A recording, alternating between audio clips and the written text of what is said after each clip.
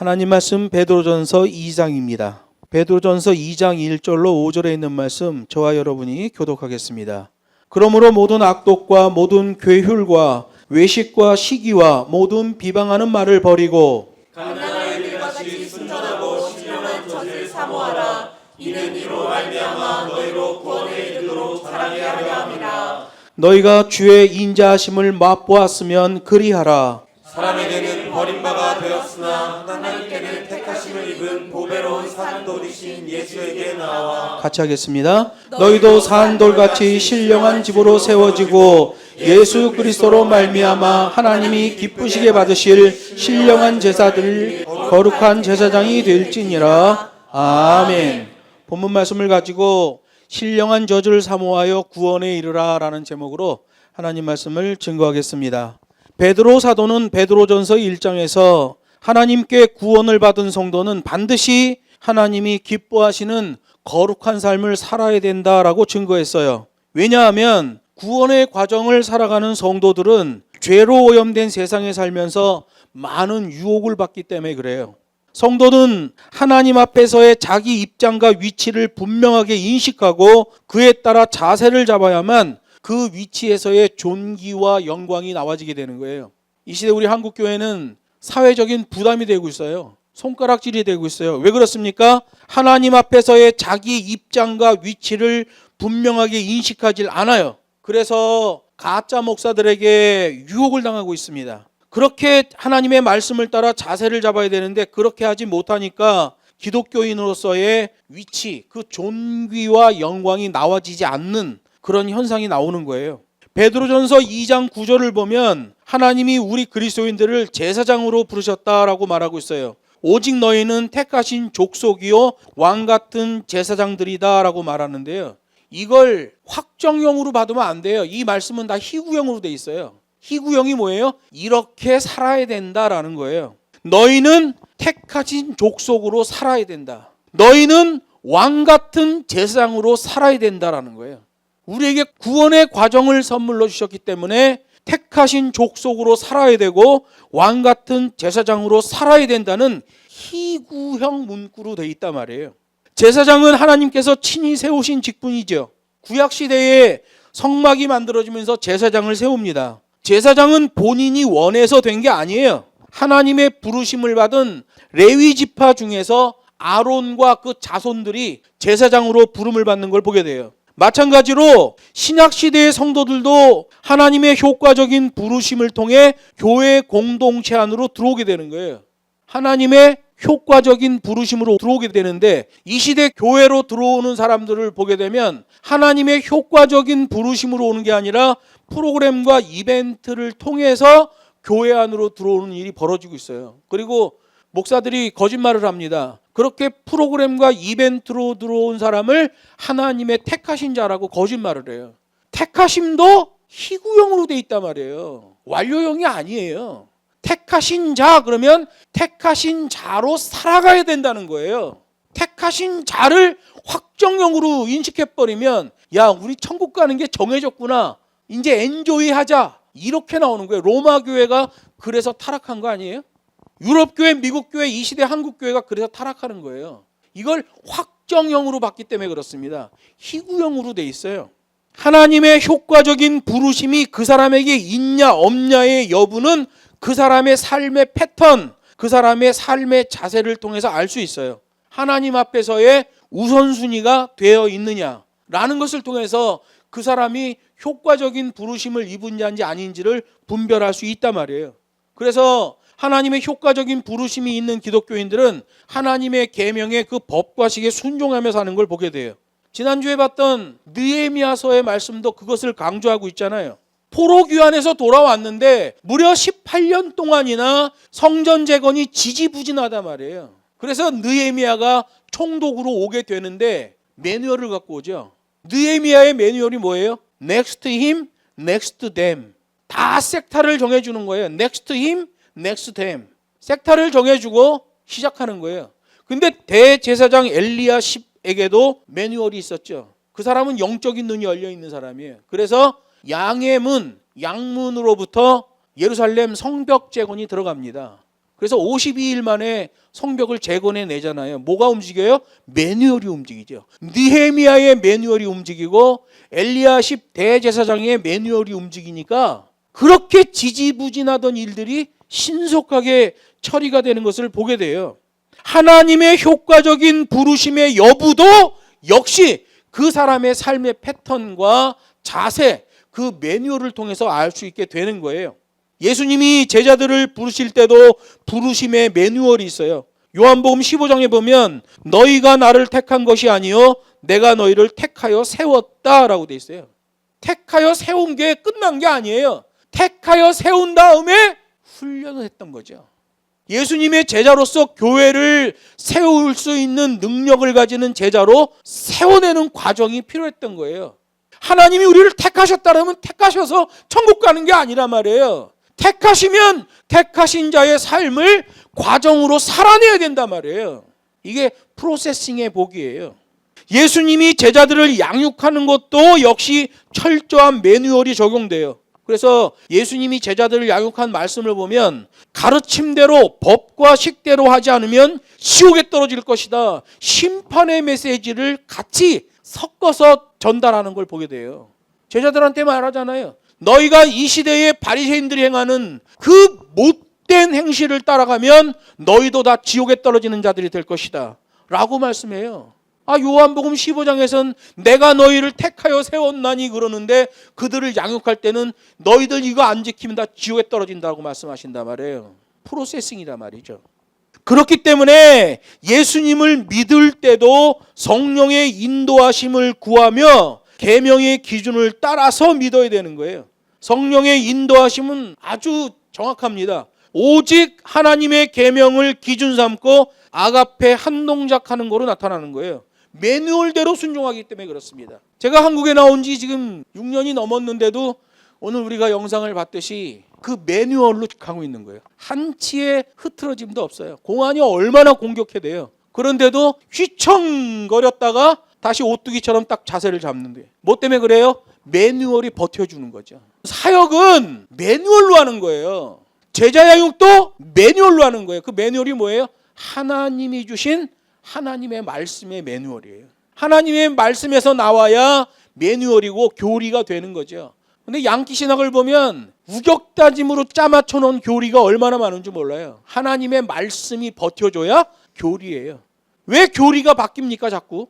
교리가 바뀌는 이유는 가설이기 때문에 그래요. 여러분 우리는 하나님의 말씀의 중심으로 돌아와야 돼요. 예수님도 제자들을 양육할 때 그렇게 철저한 법과 식대로의 매뉴얼을 적용했단 말이에요.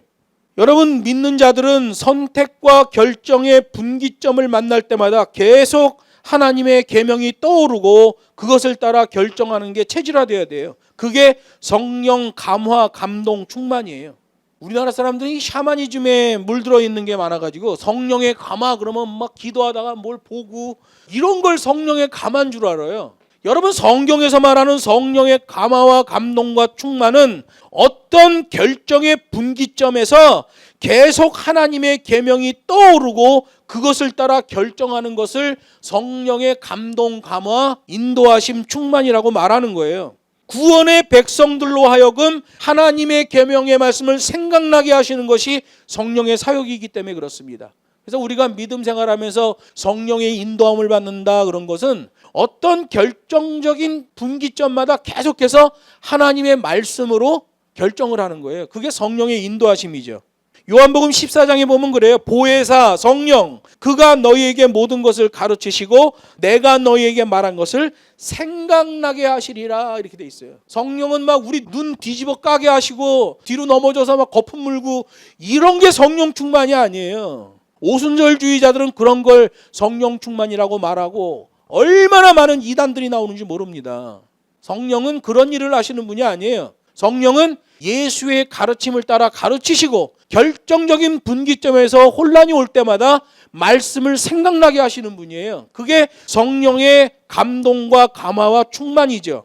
그러므로 우리가 하나님을 믿게 되는 것도 성령께서 우리의 마음을 감화, 감동, 충만하게 해주시는 거예요. 그래서 믿게 되는 거예요. 그렇게 유효한 부르심을 받은 자는 하나님의 계명을 중심으로 살아가게 되는 거예요. 그런데 안타까운 것은 요즘 교회들을 보면 성령의 감화와 감동이 아니라 프로그램과 이벤트로 사람을 교회에 데려와 채우는 것, 이게 큰 문제죠.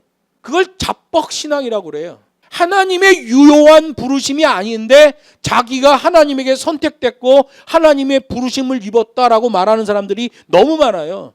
잡벅신앙이에요. 자기 스스로 뻑가는 신앙이죠. 그런 사람들 때문에 분쟁이 일어나고 거짓과 조작질의 정치 세력이 기독교 안에 우물 트고 기독교 이단들까지 창궐하고 있는 게 이 시대의 한국 교회예요. 성경이 말합니다. 신령한 저주를 사모하여 구원의 과정을 걷는 그리스도인들이 되라 라고 말씀하시는데, 이렇게 살아가고 있는 기독교인들을 찾아보기가 너무나 어렵다는 거예요. 본문 5절에 보면 아주 중요한 말씀을 하셔요. 하나님이 기쁘시게 받으실 신령한 제사를 드릴 거룩한 제사장이 될지라, 이렇게 말해요. 이거 엄청난 사건이에요.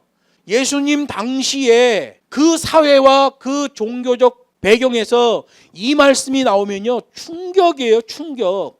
제사장은 누구만 할 수 있어요? 아론의 후예들, 사독의 후예들만 신약시대에 제사장을 할 수 있어요. 그 사두개인이라고 그러잖아요. 사독의 후예. 이스라엘 백성들이 포로로 귀환해서 돌아온 다음에 대제사장과 제사장의 일을 감독한 게 사독의 후예예요. 사독도 아론의 계보에 있는 사람이었죠. 그 사독의 후예들이 제사장의 모든 직권을 갖게 됩니다. 그래서 그들을 사독의 후예들, 그래서 사두개인이라고 하는 거예요. 예수님 당시에도 보면 종교 지도자들이 크게 나뉘죠. 바리새인, 제사장, 사두개인, 이런 식으로 나누는 걸 보게 돼요. 여기 하나님이 기쁘시게 받으실 신령한 제사를 드릴 거룩한 제사장이 될지라 할 때 이 거룩한 제사장을 우리 한국말로 번역하면 단독 제사장이에요. 단독 제사장. 예전에는 혈통으로 된 한 그룹의 제사장이었잖아요. 레위 자손, 아론의 후예, 그 사람들만 제사장 그룹이었어요. 그런데 예루살렘 성전을 허무시기로 결정하신 다음에는 단독 제사장으로 가는 거예요. 루터는 이거를 만인 제사장이라고 번역했습니다. 그래서 우리 한국 신학도 만인 제사장설이라는 그런 신학이 있잖아요. 만인 제사장은 오해할 수 있어요. 우리가 그룹으로 된 만인 제사장이라고 오해할 수 있습니다. 성경은 만인 제사장을 말한 적이 없어요. 원문을 보면 성경은 단독 제사장이라고 돼 있어요. 그전에는 레위 자손 이 그룹으로 제사장이 형성됐는데 이제는 완전히 혁파시켜버리고 각 사람이 호람되어 하나님 앞에서 단독적으로 제사장 기능을 가져가라, 이런 얘기예요. 그게 무슨 말이에요? 너가 혼자 있어도 하나님 앞에 드리는 예배가 정상적으로 합당하게 드려져야 된다라는 말씀이죠. 친히 하나님으로부터 부르심을 받아 단독 제사장으로 세워진 자들은 그 부르심에 대한 분명한 인식을 가져야 된단 말이에요. 절대 착각하면 안 돼요. 만인 제사장이라는 말은 오해가 있습니다. 문제가 발생할 수 있어요. 그리고 루터가 당시에 만인 제사장이라고 말한 이유가 있어요. 그때 당시에는 로만 캐톨릭이잖아요. 구교예요. 구교 상태인데 그때 신부 그룹이 정해져 있습니다. 그래서 그거를 혁파한다는 의미에서 만인 제사장으로 나왔어요. 근데 만인 제사장이라고 말할 때 그 만인이 자기네가 만드는 세력을 말한 거예요. 구교에 있는 저런 사람이 아니라 우리는 만인 제사장이다. 종교개혁 당시에는 교황이 3명 있었습니다. 그렇게 종교가 타락했어요. 서로 쌈질을 하고 그룹별로 대립하고 그랬어요. 루터는 만인 제사장으로 해서 한 뭉태기를 끌고 나와 프로테스탄트를 형성하면서 우리는 각자 그런 계급이 없는 만인 제사장이다, 이런 개념을 잡은 거예요. 그런데 성경하고는 틀리죠. 그 만인 제사장설은 교리입니다. 잘못된 교리죠. 성경에서는 단독 제사장으로 말해요. 아주 다르죠. 하나님 앞에서 순종하고 경외하는 것, 그것에서 성공해야 하는 자가 바로 단독 제사장이에요. 포함되어 제사장 또는 단독 제사장으로 돼 있어요. 이런 제사장들이 모인 것이 교회의 공동체예요. 예수의 몸에서 현저하게 나타나는 특징이에요.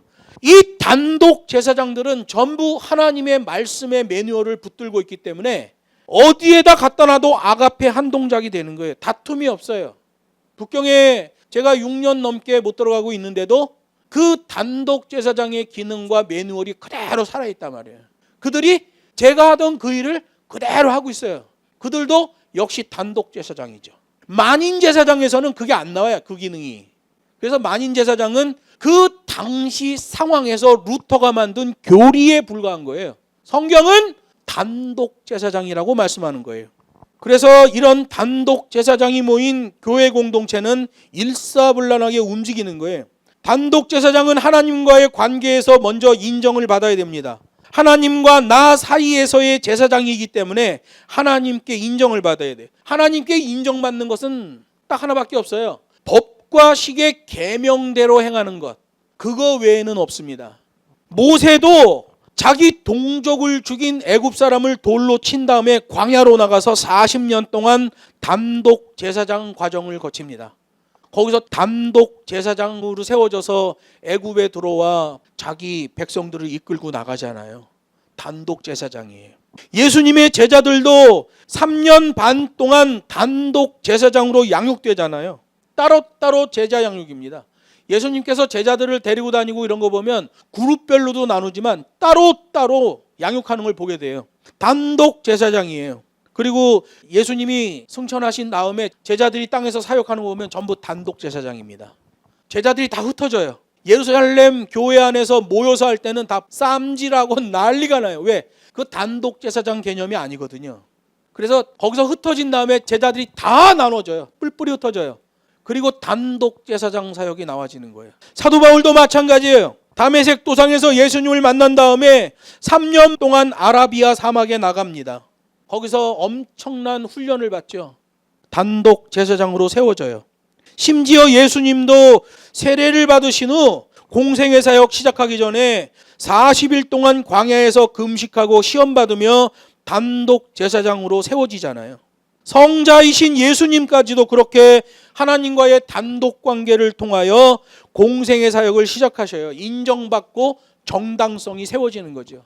그래서 여러분, 우리가 말 한마디 할 때도 이게 내가 말할 정당성이 있는가라는 것을 살펴야 됩니다. 정당성이 없는 사람이 마치 정당성이 있는 것처럼 말하고 행동하면 그게 문제가 생기는 거예요. 하나님과의 단독 관계에서 인정을 받게 되면 제사장의 옷이 입혀져요. 그 후에 제사장의 자세가 나오는 거예요. 영적 능력이 나와지는 거죠. 저는 한국에 이렇게 있는데 그래도 북경에 있는 지체들이 하나님 말씀 붙들고 잘 진행하는 걸 보면 감사하고 기특하고 이런 생각이 들어요. 왜냐하면 우리 한국 기독교 선교 역사 이래 이런 일이 없어요. 특히 중국은 목사가 사역하다가 나오면 그냥 다 흐지부지 되는 거예요. 다 없어요. 그냥 아무것도 없어요. 그냥 뭐 중국은 공안들이 핍박하기 때문에 수면 아래서 몰래 비공식적으로 움직이게 된다 막 이러지만은 그것도 이용해 먹는 목사들이 많습니다. 왜냐하면 자기가 하고 있는 게 없어. 그러니까 여기는 다 수면 아래서 모르게 해야 된다. 당신한테도 말할 수가 없다. 그런데 실제는 아무것도 없어. 그렇게 아무것도 없는 목사들이 마치 수면 아래 뭘 하고 있는 것처럼 거짓말 치는 거로 사용한 게 중국에서의 사역에 대한 그런 개념들이에요. 여러분, 진짜 사역은 오늘 본문에서 말하는 것처럼 단독 제사장 사역이에요. 단독 제사장이 되어야만 하나님이 제사장의 옷을 입혀주는 거죠. 그런데 사단은 우리로 하여금 하나님과의 단독 관계가 제대로 세워지지 못하도록 유혹하고 공격한단 말이에요. 신령한 사명의 일보다 사람과의 관계에 우리의 초점을 빼앗겨버리게 합니다. 사단은 우리가 영적인 사역을 하는 것보다 잡다한 일들에 우리의 온통 관심을 쏟아버리게 하는 거예요. 그래서 상황과 형편에 묶이고 거기에 초점을 다 뺏기면 하나님의 계명으로부터 부어지는 은혜를 경험하지 못하는 사람이 돼버리고 마는 거예요. 이 시대 많은 사람들이 예배와 멀어져 있습니다. 성경과 기도가 멀어지고 입에는 원망과 불평이 가득해요. 그런 것의 결과물은 뭐로 나와요? 이웃과의 다툼으로 나옵니다. 사단의 목표가 이거죠. 우리가 이웃과 다투게 하는 것, 이게 사단이 원하는 목표예요. 사단의 공격을 받은 사람의 특징은 허둥댄다는 겁니다. 기회 앞에서도 초조해하는 사람들이 나와요. 기회 앞에서 초조해하는 이유는 하나님을 믿는 믿음이 결핍됐기 때문에 그래요. 초조해하면 자기 묵상에 빠져요. 자기 묵상 속에는 하나님이 안 계시기 때문에 새까만 죄만 나옵니다. 그래서 제가 북경에 있을 때 우리 학생들한테 그렇게 말한 게, 자기 묵상에 빠지지 마라. 새까만 죄가 나온다. 북경에 있을 때는 무엇을 하든지 김능영 목사에게 물어보고 해라. 자기 묵상으로 하지 말라. 새까만 죄밖에 안 나온다. 이렇게 얘기했어요. 자기 묵상에 빠지면 감사가 멀어지고 서운한 것만 보이게 돼요. 별일도 아닌데 가시돋친 말을 쏟아내는 사람이 되는 거예요. 여러분, 계명의 말씀을 통하여 우리가 정결케 돼요. 디모데전서 4장에 보면 하나님의 말씀과 기도로 거룩하여진다고 말해요. 하나님의 계명의 말씀이 우리의 영을 깨끗하게 해요. 그래서 영적인 무게중심 흔들려서 막 가시돋친 말이 나올 것 같으면 그 말 5분 늦추세요. 그 말 5분 늦추고 하나님의 계명에 초점을 맞춰요. 그러면 그 말씀과 기도로 거룩한 삶이 이어지게 되는 거예요. 구약의 제사장들 보면 성전에 들어가 하나님께 제사하기 전에 물두멍에 가서 씻습니다. 물두멍에 씻음으로써 자신을 정결케 해요. 이 시대에 우리도 마찬가지예요. 구약은 레위 제사장이잖아요. 신약은 단독 제사장이에요. 그룹과 단독 차이만 있지 기능은 똑같단 말이에요. 신약 시대의 우리들도 하나님의 유효한 부르심을 받은 영적인 단독 제사장으로서 끊임없이 자신의 성결을 위해 몸부림을 쳐줘야 된다는 거예요. 하나님께서 지금 이 시대에도 여호와 앞에서 반듯한 자세의 믿음으로 움직이는 그런 단독 제사장을 찾고 계신단 말이에요. 이런 단독 제사장에 대하여 성경이 뭐라고 말하냐? 천하보다 귀한 한 영혼이라고 말하는 거예요. 단독 제사장에게 하는 말이에요. 전도하는 데 가가지고 아무한테나 그냥 천하보다 한 영혼이 귀합니다. 근데 데려왔더니 맨날 교회에서 다투고 싸우고 원망과 불평만 쏟아놓고 못된 지대 되고, 여러분, 천하보다 귀한 한 영혼이라는 것은 그냥 아무데나 갖다 적용하는 게 아니에요. 하나님의 말씀이 1.1획 변함이 없다는 것은 아무데다 적용하는 게 아니에요. 인간의 욕심에 대하여 하나님의 말씀이 1.1획도 거기에 동의하지 않는다라는 뜻인 것처럼, 천하보다 귀한 한 영혼 할 때는 그 한 영혼은 단독 제사장을 말하는 거예요. 각 사람이 단독 제사장으로 하나님 앞에 서 있을 때 그 한 영혼은 천하보다 귀한 영혼이 되는 거고, 구원의 과정을 선물로 받은 하나님의 백성이 되는 거예요. 하나님이 기뻐하시는 단독 제사장은 물질에 대하여도 정확한 기준을 갖게 되는 거죠. 여러분, 세상 기준에서는 많이 가지고 창고에 가득 쌓아놓은 사람을 성공자라고 말하지만 성경은 그렇지 않아요. 성경은 자신의 것을 타인에게 나누어 주는 실력자를 성공자라고 말하는 거예요. 그래서 성경에서 말하는 물질 사용에서의 비전, 그 비전을 가진 자를 단독 제사장이라고 그래요. 그 물질 사용의 비전을 가진 단독 제사장에게는 열방의 물질을 모아 재분배할 사명을 주시는 거예요. 그렇게 세워지지 않은 목사질을 하는 사람들은 선교사가 되면 사람들한테 손 내밀기 바빠요. 손 내밀기 바빠. 그냥 죽는 소리하고 무슨 선교 편지에다가 사역 보고 아니라 사연 보고 막 사연 만들어 갖고 사람들 일부러 감동시키려고 그러고 이런 거 한단 말이에요. 그런데 하나님이 기뻐하시는 단독 제사장은 열방의 물질을 모아 재분배하는 하나님의 사명을 주신단 말이에요. 그 복을 주시는 거예요. 하나님의 말씀으로 세워진 단독 제사장에게는 물질이 들어와요.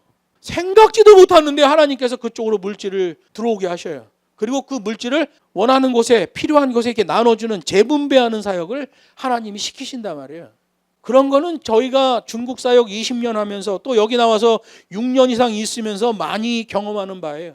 마침 오늘 밤에 장유라 전도사와 천신간사가 나오는데 역시 똑같은 일이죠.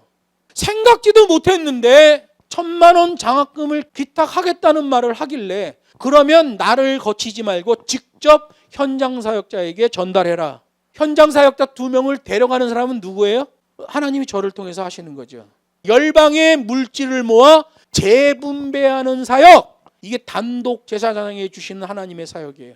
그래서 하나님이 그런 사역자들에게 말씀하셔요. 너희가 복음 전하러 갈 때 신발 하나, 겉옷 하나, 전대 하나를 차지 말라. 지팡이도 들지 말라. 내가 현장에서 다 줄게 라고 말씀하셔요. 그런데 이 시대의 선교사, 이 시대의 목사가 되는 목회자 후보생들에게 보면 99%가 이 말씀을 믿지 않습니다. 이게 무슨 말이에요? 단독 제사장으로 세워지는 자들이, 진짜 하나님의 말씀의 매뉴얼로 세워지는 자들이 아주 적다는 걸 알 수 있게 되는 거예요. 단독 제사장, 하나님의 일꾼은 물질에 대하여 정확한 기준이 세워진 자예요. 요즘은 동서양 모두에서 노후 준비에 열풍이 불고 있어요. 예전에는 생명 연장의 꿈 이랬는데 그렇게 되고 나니까 노후 걱정으로 사람들이 다 근심 걱정이에요. 그러나 진정한 노후 준비는 하나님의 계명 안에서 평안하게 사는 거예요. 여러분 착각하지 마세요. 사단이 이 물질을 가지고 사람들을 미치게 만들고 다투게 만들고 혼란스럽게 만들어요. 노후 준비한다고 생난리를 치고 있어요. 돈이 우리를 지켜준다고 생각하는 거예요. 예수님이 말씀하시잖아요. 물질과 하나님을 겸하여 섬길 수 없다. 단독 제사장들은 물질에 대한 기준이 정확하게 세워진 자들이에요. 열방의 물질을 모아 재분배할 사명을 가지고 있는 자들이에요. 하나님이 그들을 굶기지 않아요. 그런데 사단은 무슨 말이야, 노후 준비해야지.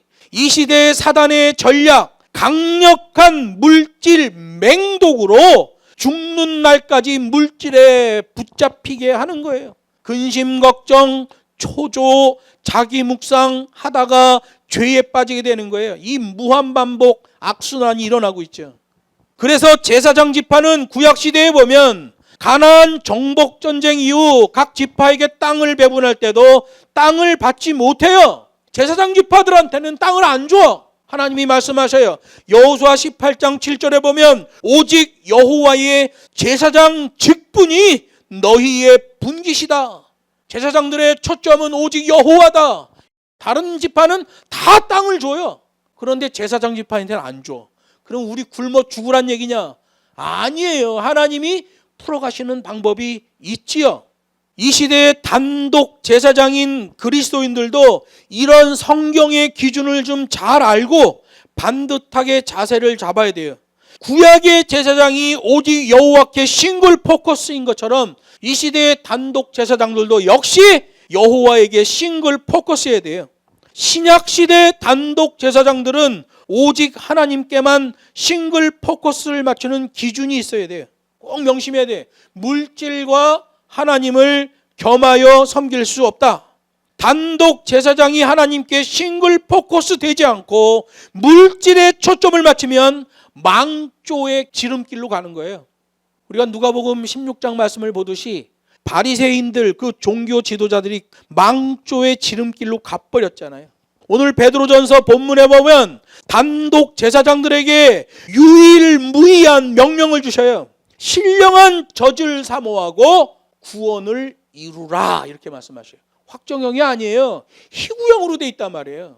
힘쓰고 애쓰는 믿음이에요. 아이고 이미 구원 받았대. 양키들이 만들어 놓은 함정입니다. 그래서 서양교회가 다 문 닫아버리는 거 아니겠어요? 단독 제사장은 하나님께 인정받고 그 다음에 이웃과의 관계에서도 인정을 받아야 돼요. 구약시대의 제사장을 보면 하나님과 사람 사이를 연결시키는 중재 역할을 했잖아요. 그래서 백성들을 대신해서 죄를 고하고 죄의 용서를 받게 하는 사역을 제사장들이 했단 말이에요. 하나님께서 이스라엘을 제사장 나라로 택했다고도까지 얘기해요. 이스라엘 나라 자체를 제사장 나라로 세웠다. 그러면 무슨 말이에요? 우선 이스라엘이 먼저 하나님께 순종하여 복을 받고, 프로세싱이에요. 하나님의 말씀에 온전히 순복하여 이스라엘이 복을 받고 그 받은 복을 통해 이웃 나라들에게도 하나님을 알게 하시려는 게 하나님의 목적이었어요. 이스라엘 민족이 복음의 증인이 되는, 그게 하나님의 목적이었단 말이에요. 그런데 이스라엘 제사장들은 하나님의 그 본질적인 뜻을 다 저버립니다. 하나님의 계명을 터부시해요. 이방 우상을 섬기기까지 해요. 백성들은 도탄에 빠지는 거죠. 이 시대 한국교회와 똑같습니다. 남유다의 예레미야 선지자는 바로 그것을 지적했어요. 하나님의 계명을 터부시하고 이방 우상까지 성전 안으로 끌어들이는 것, 그것을 지적하며 회개할 것을 외쳤는데 당시의 제사장들이 예레미야 선지자를 두들겨 패고 땅구덩이에다가 감금을 시키기도 했죠. 결국 북이스라엘도 망하고 남유다도 멸망을 당하고 말아요. 예루살렘 성전에서의 제사장의 존귀와 영광은 영원히 사라지게 된 거예요. 몇 차례 성전 회파 사건이 이스라엘 역사 가운데 있어요.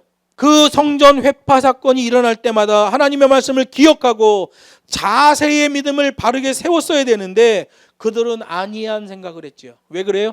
사단의 공격 때문에 그렇습니다. 사단이 개입하면 쌈질을 합니다. 요즘 그 서부지법 쳐들어가고 뭐 생 난리를 치고 그랬는데 두 번째 폭동이 일어난 거죠. 첫 번째 폭동은 국회에 군인들이 뛰어들어가는 폭동이었고, 두 번째 폭동은 서부지법을 기독교인들이 중심이 된 그룹이 리더가 되어서 그들이 지시하는 거 뭐 이렇게 들어가라 저렇게 들어가라. 기독교인들이에요. 가짜 기독교인이긴 하죠. 그들이 지시해서 폭동을 일으켰고, 세 번째 폭동은 아마 제가 볼 때는 헌재나 중앙지법이 될 가능성이 있습니다. 그 배경에 뭐가 있어요? 잘못된 극우화된 기독교가 있지요. 절대로 기독교는 거짓과 조작질에 현혹되면 안 됩니다. 뭐가 거짓말인지를 정확하게 알아야 돼요. 뭐가 조작된 말이고 뭐가 진짜 거짓말인 걸 분별해야 돼요. 그러면 방향이 나와지게 되는 거예요. 이스라엘에는 그렇게 성전이 몇 번이나 회파됐는데도 불구하고 자세의 믿음을 제대로 세우지 못했어요. 사단에게 공격당해서 그래요. 계속해서 하나님을 배반했고 자신들의 쾌락을 추구했으며 부정한 물질을 취하는 것으로 그들의 목적이 결론나게 되는 걸 보게 돼요. 성경에 나오는 제사장들의 범죄 행위도 전부 그걸로 귀결되는 걸 보게 돼요. 예수님께서 오신 다음에도 성전 정화가 2번이나 일어나잖아요. 그런 다음에 성전을 돌 위에 돌 하나 남지 않게 다 무너뜨려 버리는 걸 보게 돼요. 성전 제사장직이 사라지게 됩니다. 성전이 헐려버리니까 성전 제사장직이 사라지죠. 그리고 나서 만드는 게 오늘 본문에 나오는 단독 제사장이에요. 단독 제사장 시대에는 단독 제사장 매뉴얼이 적용돼야 됩니다. 그 매뉴얼은 2절, 5절, 6절에 나와요. 단독 제사장 매뉴얼 3개입니다. 첫째, 2절에 있어요. 갓난아이처럼 신령한 젖을 사모하라. 하나님의 말씀이 중심이에요. 5절에 나옵니다. 거룩한 제사장으로 회복되라. 6절에 나옵니다. 산 돌이신 예수 그리스도를 주춧돌 삼으라. 이렇게 말씀하셔요. 사람 소리, 양키 신학 소리 들으면 안 됩니다. 하나님의 말씀으로, 오로지 하나님이 계시하신 계명으로만 해야 돼요. 그래야 단독 제사장 되는 거예요. 단독 제사장 시대이므로 단독 제사장 매뉴얼에 순종해야 돼요. 그렇지 않으면 넘어져요. 여기 본문 8절 하반절에 보면 저희가 말씀을 순종치 아니함으로, 이 단독 제사장 매뉴얼에 순종치 아니함으로 넘어지나니 이는 저희를 이렇게 정하신 것이라. 이렇게 말해요. 선택받은 기독교인이에요. 그런데 그렇게 매뉴얼로 따르지 아니하는 자들은 무너지게끔 그렇게 계명을 만들어 놓으셨다는 거예요. 과정의 구원을 선물로 받았기 때문에 그래요. 그리고 중요한 동작들마다 전부 프로세싱 단어를 사용하기 때문에 그래요. 이 서양신학이 이걸 놓쳤습니다. 왜냐하면 루터의 범죄를 덮으려고 만든 교리 때문에. 그래서 행위로 심판을 얘기하지 못했어요. 그리고 나서 기독교가 400년 동안 푹푹 썩어 지금까지 왔어요. 단독 제사장으로서 회복되기 위한 매뉴얼이 9절과 10절에 선포되었습니다. 오직 너희는 택하신 족속이라 할 때 이 오직으로 번역된 말은 성경에 그러나로 돼 있어요. 그러나로 해석해야 돼요. 그러나 너희는 택하신 족속이요 왕같은 제사장이요 거룩한 나라요 이렇게 돼 있는데, 단독 제사장의 매뉴얼을 제시하신 다음에 그렇게 되기를 원한다라는 희구형의 말씀이에요. 너희는 왕같은 제사장이요. 와, 우리는 왕같은 제사장이라고 그런다. 그러면 안 돼. 왕같은 제사장이 되라예요. 희구형으로 돼 있단 말이에요. 확정형이 아니에요. 양키 신학은 이걸 확정형으로 해석합니다. 그래서 문제가 생겨요. 하나님은 우리를 거짓으로 미혹하는 사단과 치열히 싸우는 자로 세우셨어요. 오늘 본문에 보면 하나님의 아름다운 덕을 전파하는 자로도 세우셨어요. 거짓 조작질하는 세력과 피 흘리며 싸우고 하나님의 아름다운 덕을 전하는 자로 세우는 거예요. 멸망의 신분에서 하나님의 백성이라는 신분으로 부르셨고 긍휼의 옷을 입혀 주신 거예요. 사명을 주시고 회복을 시켜주시고 증강사명으로 주시는 거예요. 그래서 이게 무한반복의 축복이에요. 사명, 회복, 더 증강된 사명, 더 강력한 회복. 이 단독제사장이 코람데오 하나님 앞에서 자세 잡는 자세의 믿음이란 말이에요. 만인제사장 그러면 착각합니다. 저놈도 저러는데 나는 뭐 그냥 나도 나대로 엔조이 좀 하면서 살지 뭐. 이런 만인제사장 될 가능성이 있어요. 단독제사장이에요. 단독제사장. 그래서 단독제사장으로 살던 사람은 천국에 가면 단독 성도로 사는 거예요. 이 샤머니즘과 애니미즘, 토테미즘에 빠진 한국 성도들은 죽어서 우리 가정이 천국에 가서 또 모여 산다고 생각해. 천만의 말씀이에요. 천국은 결혼하는 거 이런 거 없다고 예수님이 딱 못 박아서 말씀하셨어요. 천국에서는 단독 성도예요. 단독 성도. 그런데 여호와 하나님을 찬양하는 큰 매뉴얼이 있어요. 하나님을 경배하는 매뉴얼이 있어요. 그래서 전체가 하나처럼 보여요.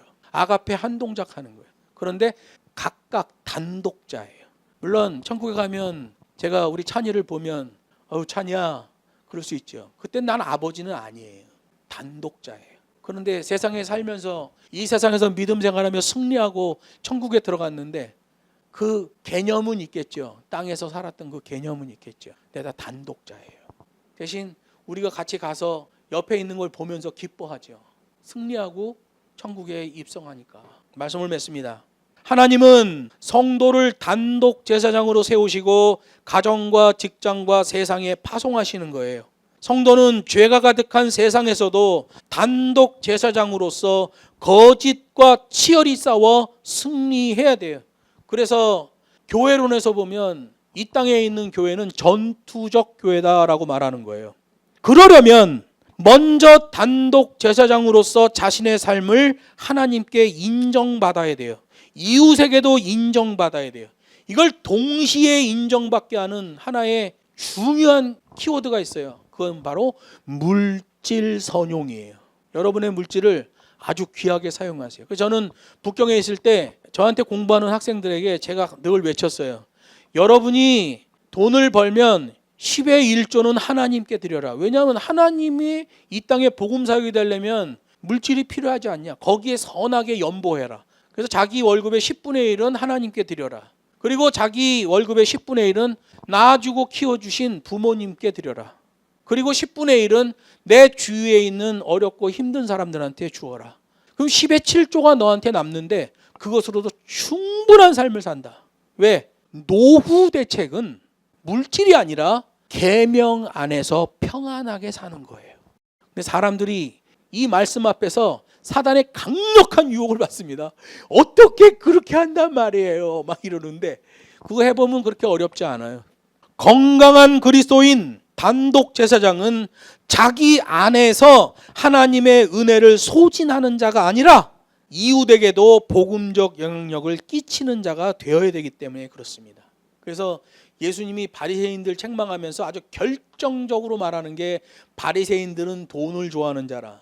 그리고 그 돈 때문에 우쭐대다가 지옥에 떨어진 부자의 비유, 실제로 있었던 일을 비유로 말씀하시며 천국 백성들의 기본기를 말씀하시는 거예요. 우리 모두가 신령한 저주를 사모하는 거룩한 단독 제사장으로서 하나님과 이웃을 넉넉하게 섬겨 성도의 존귀와 영광과 풍부가 몰려오는 그런 놀라운 역사가 있기를 주 예수의 이름으로 축복합니다.